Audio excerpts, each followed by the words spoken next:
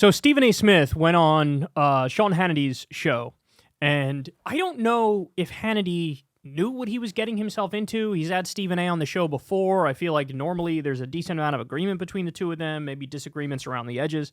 But this time, Stephen A. came with some brass knuckles, and Hannity was not prepared for dealing with him. Look, I have to admit, Stephen A., he's one of the guys where even when I disagree with him a lot, I just love listening to him rant.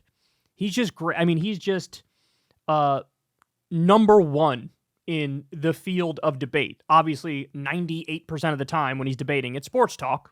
But, I mean, that's his shit. Like, he's in his wheelhouse debating. Now, what a lot of people might not know is that he started his own podcast, which is apart from, the shows he does on ESPN and stuff.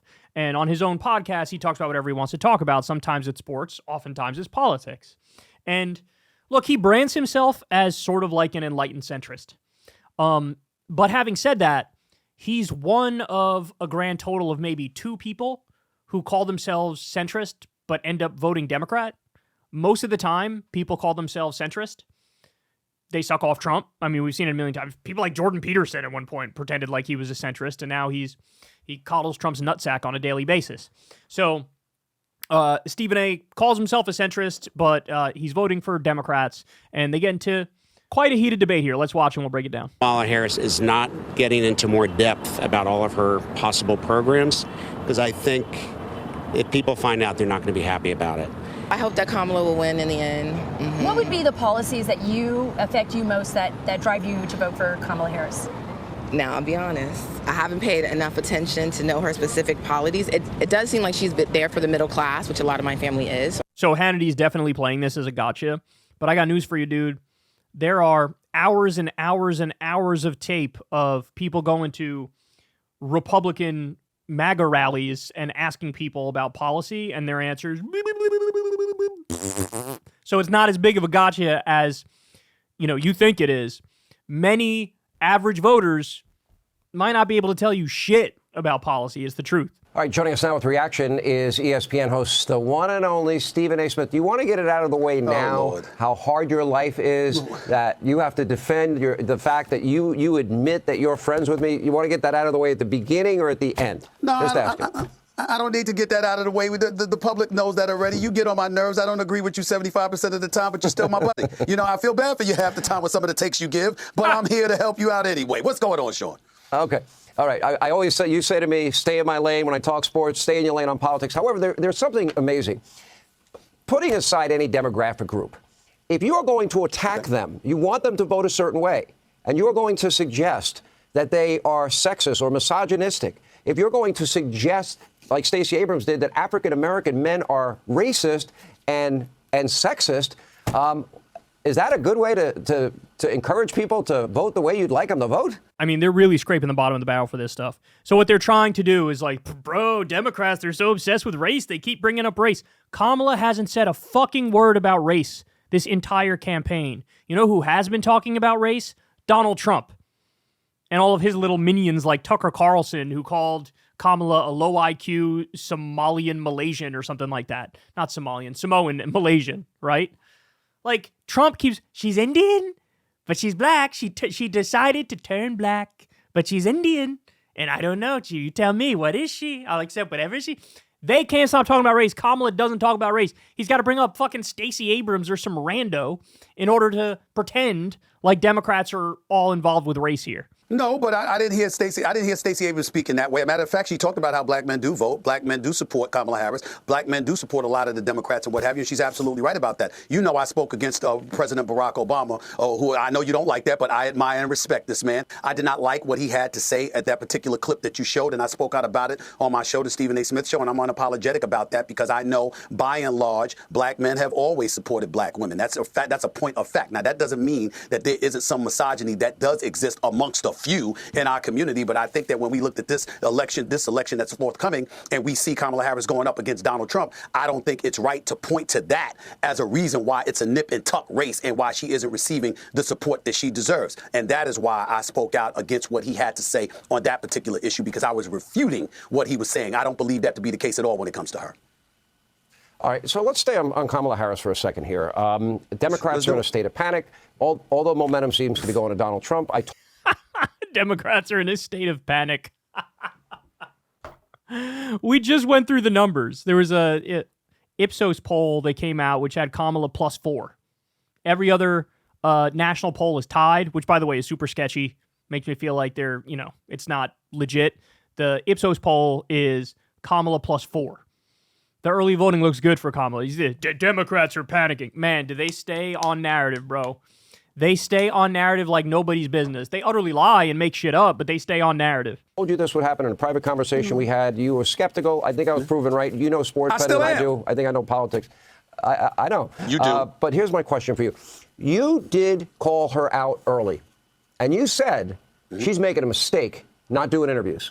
Now, she does these interviews, and I argue to you that the reason she's struggling and she's like tied up in a pretzel.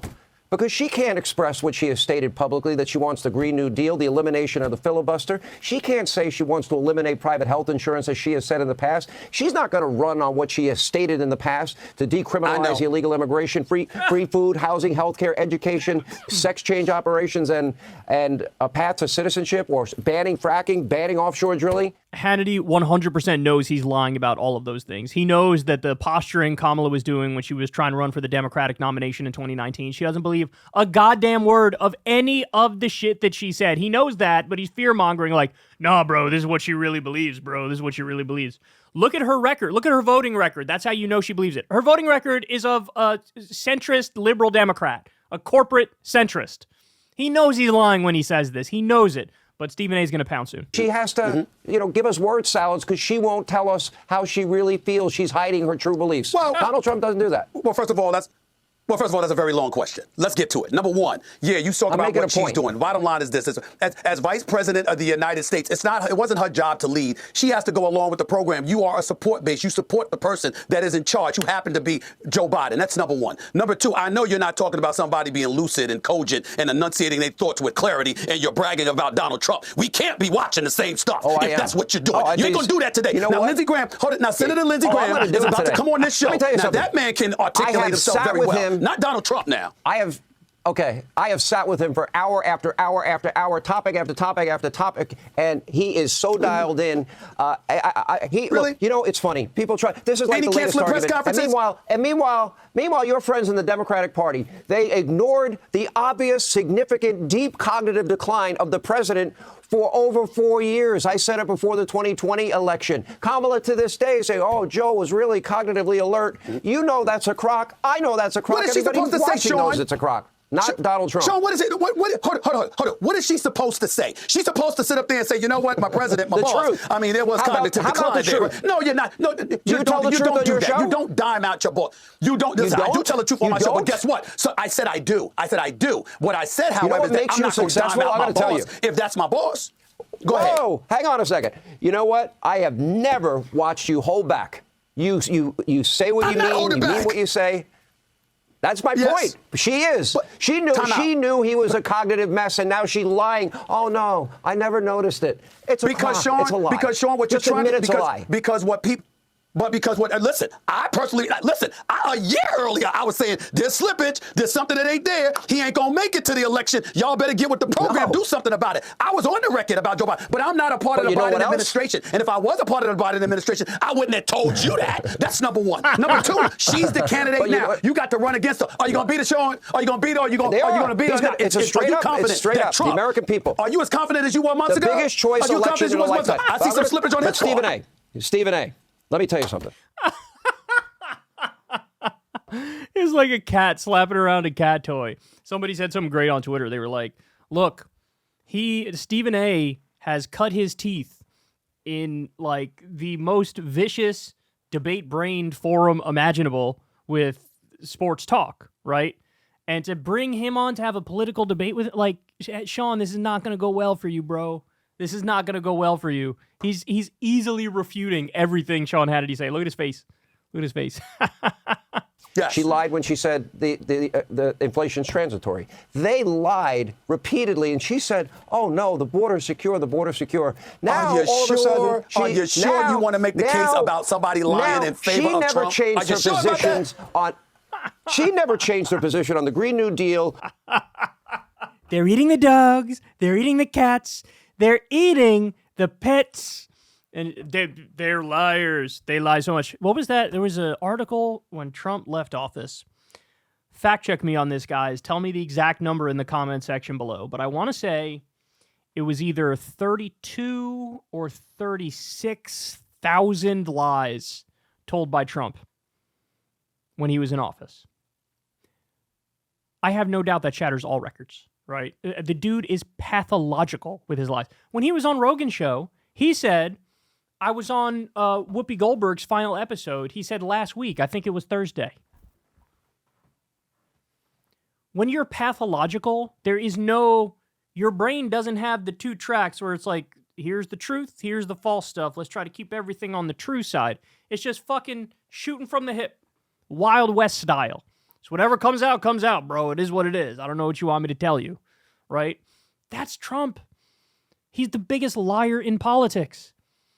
And Hannity's trying to act like, this is why Hannity's such a hack. He knows that it can't be Democrats and Kamala are wrong about absolutely everything and lie about absolutely everything, and Trump is an angel. But this is the taste he tries to leave in your mouth, right? And that's why you get Stephen A. Smith having this exact face that you see on screen right now. That's how you get that. On sex change operations, open borders, amnesty, until she became a candidate. You know what that means? She is a typical politician that just will say whatever needs to be said to win an election. You get the last word because I like you so much. Can I retort? Let me retort. Fair enough. Okay. You didn't even bring up fracking. You didn't even bring up the border. That's absolutely a valid point on your part. What she's doing now is saying, excuse me, I'm open to compromise. I'm willing to work across the aisle. I'm willing to listen and make things happen. Now, you have a lot of people who are going to vote for Trump, and they absolutely positively believe he will change Washington. The question is, will it be for better or will it be for worse? The cesspool that we look at as the nation's capital, if you got him back in office and he's on a revenge tour and he's not focused on doing what it takes to lead the country, where will that lead the country? You're not bringing that part up. So again, we might not like something on the left. We might not like something on the right. These are the two candidates that we've got to work with. And when you bring up issues in terms of character or in terms of being truthful or whatever, let me tell you something right now. Right. You can bring a whole bunch of Republicans and I'll be cool with it. You can't bring up Trump to make a case against somebody else using those arguments. You can't do that. It's too easy for him. You know what? I'm predicting that privately you're going to vote for Trump. Oh, then never. And I told you I'm on the record. I'd have voted almost for any Republican but him. Okay? Nikki Haley, Christie, I would have voted for I'm not trying to set you up. him. I got to go. I mean, I love Stephen A., but like there's his enlightened centrism at the end. Oh, I'd vote for any other Republican, but I wouldn't vote for Trump. I've heard a lot of people say things like that. Guys, I hate to break it to you. Every elected Republican is horrific. Everyone is horrible. Everyone has a horrific voting record. Kamala's running around the country with Liz Cheney. She voted 92.9% of the time with Trump. You're basically campaigning against Trump with Trump, okay? Let's understand this mindset of like Trump exceptionalism. Like he's uniquely bad. He is uniquely bad in the sense that he is the most brazen with his authoritarianism and his fascism and attempting to steal the last election, and he'll try to steal it again if he loses this time. That is uniquely bad about Trump. But that's not the only thing that makes Trump bad.